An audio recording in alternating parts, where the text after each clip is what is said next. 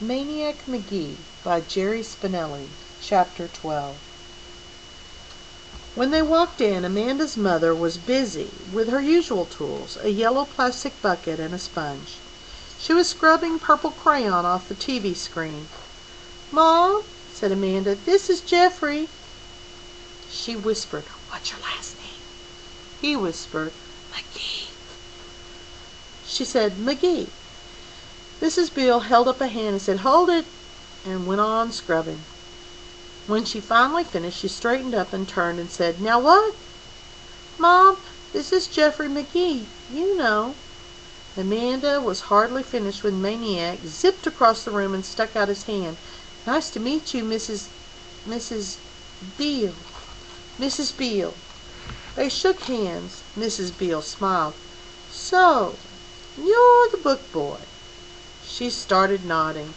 "Amanda came home one day. 'Mom, there's a boy I loaned one of my books out to.' 'Loaned a book? You?' 'Mom, he practically made me. He really likes books. I met him on—' 'Mom!' Amanda screeched. "I never said all that." Mrs. Beale nodded solemnly.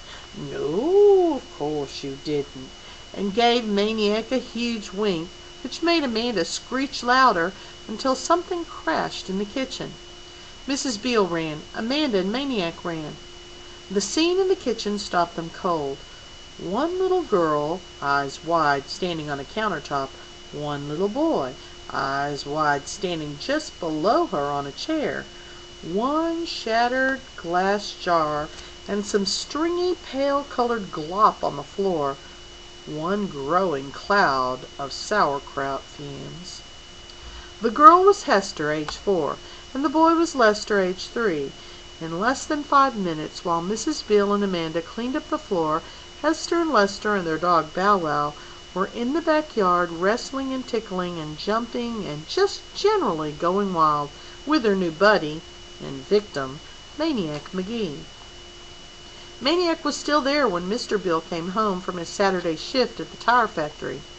He was still there for dinner when Hester and Lester pushed their chairs alongside his.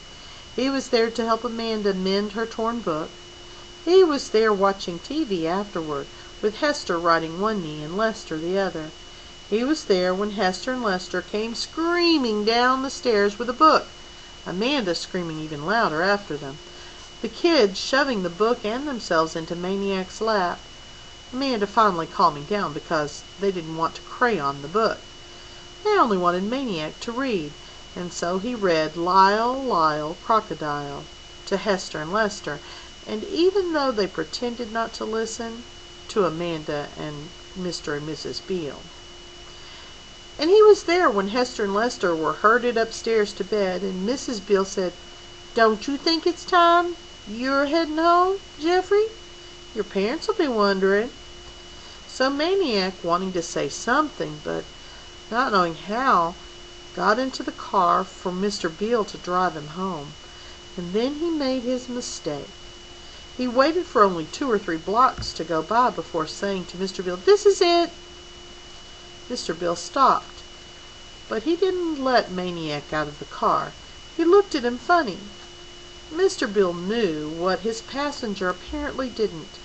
East End was East End, and West End was West End, and the houses this white lad was pointing to was filled with black people just like every other house on up to Hector Street.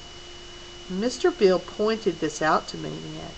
Maniac's lips started to quiver, and right there, with the car idling in the middle of the street, Maniac told him that he didn't really have a home, unless you counted the deer shed at the zoo.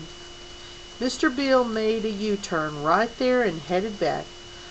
Only Mrs. Beale was still downstairs when they walked in the house.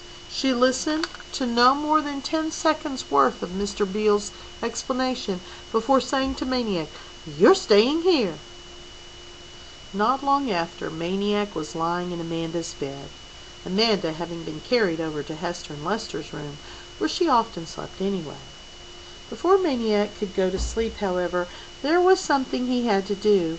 He flipped off the covers and went downstairs. Before the puzzled faces of Mr. and Mrs. Beale, he opened the front door and looked at the 3 cast-iron digits nailed to the door frame. 728. He kept staring at them, smiling. Then he closed the door, said a cheerful good night, and went back to bed. Maniac Magee finally had an address.